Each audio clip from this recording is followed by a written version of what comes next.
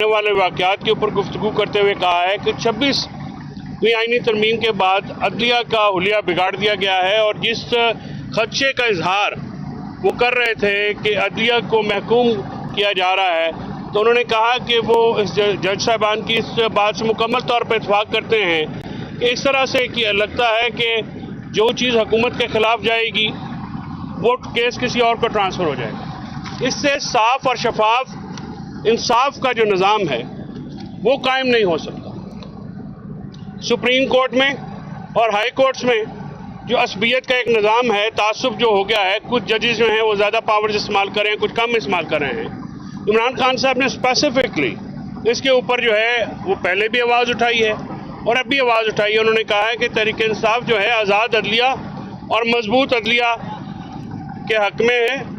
हमारी जद्दोजहद जो है वो एक ट्रांसपेरेंट एक्सेस टू जस्टिस यानी निज़ाम अदल के निज़ाम को इंश्योर करने के लिए है।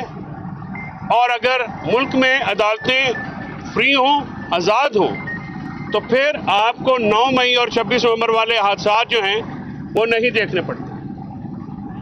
उन्होंने ये बावर कराया है कि जिस तरह की ये हुकूमत हमारे ऊपर मुसल्लत की गई है, इनकी तरफ से जो मामलात किए जा रहे हैं वो महज एक डिक्टेटोरियल जो रजीम है उसको कंट्रोल करने के लिए मुल्क में निज़ाम को, मुल्क में आज़ाद अदलिया को, मुल्क में अदालत को, मुल्क में सियासी जमात PTI को क्रश करने की एक एफर्ट है।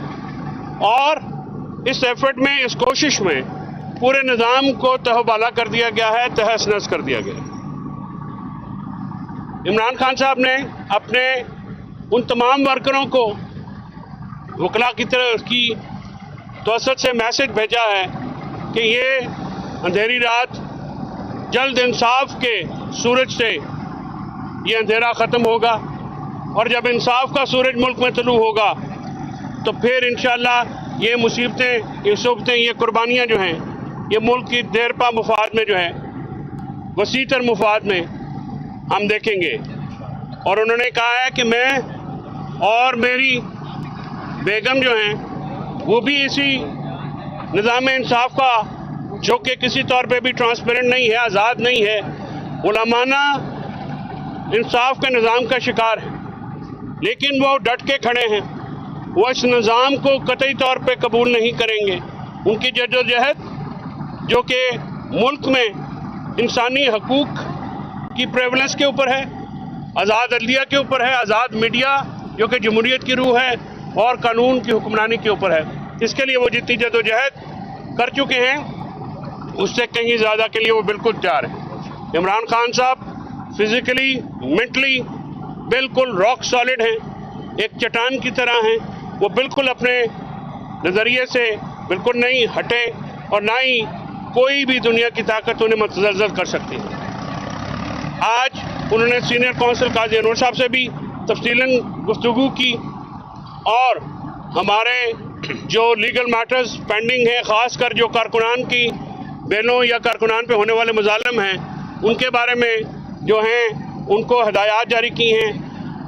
दोबारा जो सेक्रेटरी जनरल तहरीक इंसाफ हैं राजा सलमान अकरम साहब और अली अमीन साहब को ये इंस्ट्रक्शंस हैं कि जो लेटर हैं जो कि आज मोस्ट प्रोबेबली हम ड्राफ्ट कर लेंगे, अली ने मुझे बताया है, और कल हम उसको भेजने का इरादा रखते हैं।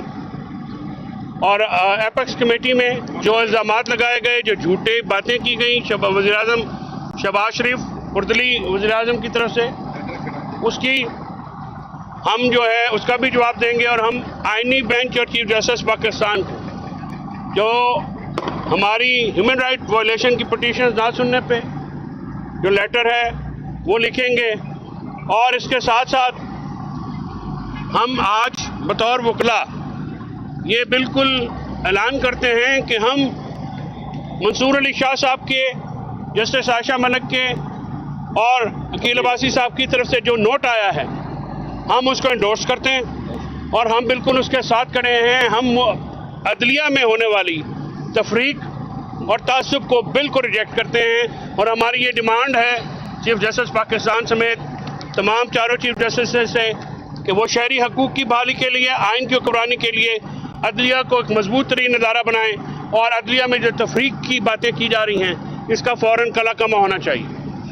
पाकिस्तान तहरीक इंसाफ से ताल्लुक़ रखने वाले वकला आज़ाद अदलिया के लिए, एक मिशन के लिए, मुल्क में आइन और कानून की हुक्मरानी के लिए हमेशा से अदलिया के साथ खड़े हैं, आइंदा भी वो अदलिया के साथ खड़े होंगे।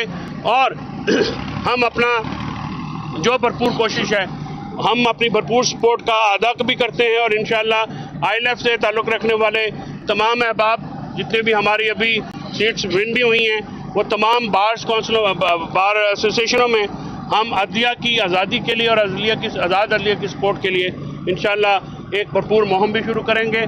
और इस चीज़ को हम पाए तकमील तक पहुँचाना चाहते हैं कि मुल्क में आज़ाद अदलिया हो।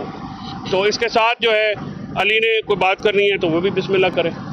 देखें, इमरान खान साहब ये वाज़े कर चुके हैं कि पूरी दुनिया में जब किसी इशू या इंसिडेंट पे दो राय पाई जाती है तो उस पर जुडिशल कमीशन का क़याम किया जाता है। हम इसीलिए अपना मुतालबा करते आए हैं कि 9 मई और 26 नवंबर के मामले पे उस इंसिडेंट पे जुडिशल कमीशन का क़याम किया जाए। इसीलिए हम मुज़ाकरात में ये मुतालबा करते हैं कि इन 2 कमीशंस का क़याम किया जाए, वरना इमरान खान साहब जो मुकर्ररा वक्त तय कर चुके हैं मुज़ाकरात का, अगर ये कमीशन का क़याम ना किया गया तो मुज़ाकरात आगे नहीं चल सकते, मुज़ाकरात निश्ता हैं। दूसरी तरफ आप देखते हैं कि बुशरा बीबी साहिबा एक घरेलू और पर्दादार खातून हैं, किस तरह उनको 9.5 महीने उनको कैद रखा गया, किस तरह उनको गिरफ्तार करके बेबुनियाद बेकसूर फर्जी केसेस में कैद किया गया। उसी तरह फिर एक फर्जी बेबुनियाद केस जिसमें बुशरा बीबी और इमरान खान साहब पर एक तगड़ा साबित नहीं हुआ, उसको बुशरा बीबी साहिबा को भी 7 साल कैद की सज़ा दी गई, जो कि इंतहाई अफसोसनाक है। हम समझते हैं कि हमारे मुल्क में, पाकिस्तान में इखलाकियात इस हद तक गिर चुकी हैं कि एक घरेलू खातून को भी 7 साल की सज़ा सुनाई जा रही है।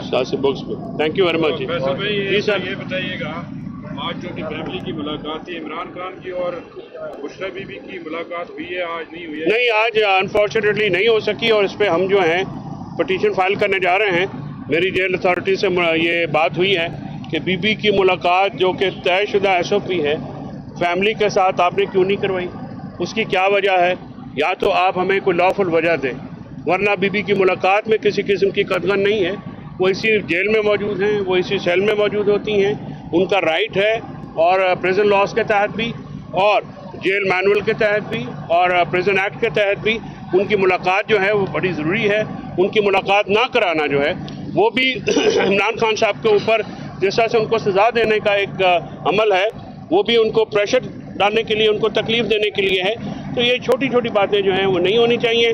तो इस पर हमने आज जेल अथॉरिटी से भरपूर एहतजाज किया है और मियां गुल हसन साहब का इस्लामाबाद हाई कोर्ट में ये वाज़े ऑर्डर है, और हम अगर इसमें मुलाकात नहीं कराई जाएगी तो फिर हम उस पर कंटेम्प्ट की पटिशन फाइल करने पर मजबूर होंगे। दूसरा ये बताइएगा कि 26 नवंबर का जो वाक़या है, इस पर ज़ाहिर कंट्रोवर्शियल फिगर सामने आए PTI की जानिब से, जिस पर इमरान खान ने चार्जशीट भी किया कुछ लोगों को, ये गलत हो रहा है। उसके बाद इमरान खान ने एक कमेटी बनाई काजी अनवर की सरबराही में, उन्होंने जो रिपोर्ट दी है उसमें क्या है? क्योंकि काजी अनवर से हमारी बात वो कह रहे थे 5 मिसिंग पर्सन की हमने रिपोर्ट दी है। देखिए, काजी अनवर साहब की जो रिपोर्ट है वो पार्टी की सतह के ऊपर जो है इन प्रोसेस है, और इंफॉर्मेशन सेक्रेटरी और सेक्रेटरी जनरल और चेयरमैन जो हैं वो इसको देख रहे हैं और वो रिपोर्ट जल्द इशू कर दी जाएगी। हम ये समझते हैं कि मिसिंग पर्सनस की हमने जब लिस्टें दी, इनिशियली बहुत ज़्यादा तादाद में थी, लेकिन गवर्नमेंट ने, मैं खुद मिला हूँ डॉक्टर साहब ऐसे लोगों से जो महीना जिनको थानों में रखा गया और उनको पर तशद्दुद किया गया, और जिस दिन वो पेश हुए उनको जो है वो खाने तक के लिए जो है नहीं पूछा गया, और उन लोगों की पीछे पैरवी बिल्कुल इंसाफ लॉयर फोरम कर रही है। हमारा हर कारकुन जो है रिप्रेजेंट हुआ है।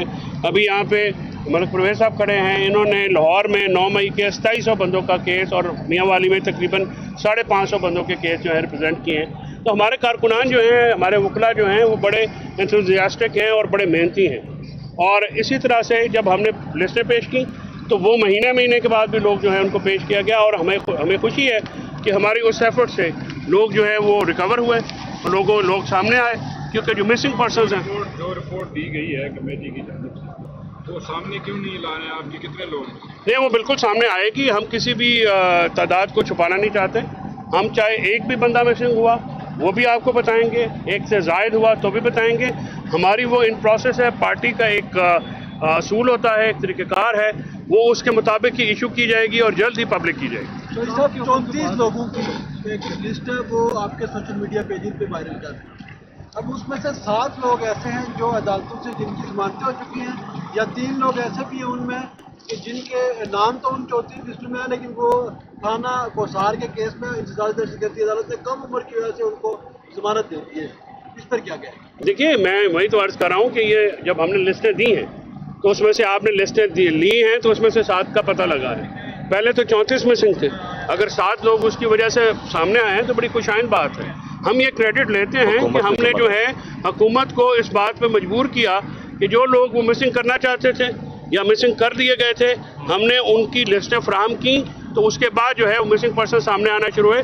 और मैं समझता हूँ कि हमारी वकला विंग का ये बड़ा शानदार कारनामा है, हमारी सोशल मीडिया टीम्स का, जिनको हम हमेशा अप्रिशिएट करते हैं। वो हमारा बिल्कुल वकला और सोशल मीडिया विंग जो हैं हमारे बड़े मजबूत बाजू हैं हमारी पार्टी के। उन्होंने हमेशा एक बहुत एडवांस काम किया है, और वो लिस्टें जो हैं आई हैं तो लोग जो है सामने आने शुरू हो गए। वरना तो लोगों को अगवा करके वहाँ से मौके से जिनको गोलियां भी मारी गई, आपके सामने है 14 बंदे जो हैं शहीद हो चुके हैं, जिनके फ्यूनरल भी हैं, जिनके लोगों का पता भी है, और जो प्रेशराइज भी किए जा रहे हैं, जिस भी हम शदीद मजम्मत करते हैं और इसके ऊपर हम जुमला कार्रवाई का हक महफूज रखते हैं।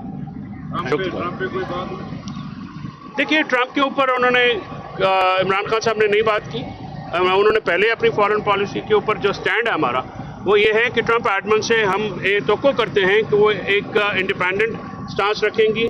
जो पहले एडमन थी, एडमिनिस्ट्रेशन थी, वो हमारी हुकूमत के ख़िलाफ़ और इमरान खान के ख़िलाफ़ एक बाकायदा बयानिया उनको बना के बेचा गया जन बाजवा और हुसैन हक़ानी की तरफ से, और उसी बयानिया के ऊपर उन्होंने किया। आप देखिए कि बड़ी शद्दोमत से आफिया सिद्दीकी साहब की पटिशन उनके सामने रखी गई, लेकिन उसने बुग़्ज़ में और मुसलमानों के ख़िलाफ़ होने की वजह से वो नहीं की। तो ये बाइडन जैसे शख्स से हम क्या तवक्को कर सकते थे? तो हमारी ये तवक्को फैसले इधर पाकिस्तान में होने हैं, ये हमारी स्टेटेड पोजीशन है। इमरान खान साहब की इस बारे में 1 से ज़ायद बार जो है बात हो चुकी है। हम डोनाल्ड ट्रंप को अमेरिका का प्रेसिडेंट बनने पे बहुत मुबारकबाद भी देते हैं, खुशाइन भी कहते हैं, लेकिन हमारे जितने भी मामलात होंगे वो पाकिस्तान में अपने इदारों के और अपने क़वानीन के तहत होंगे। बहुत शुक्रिया।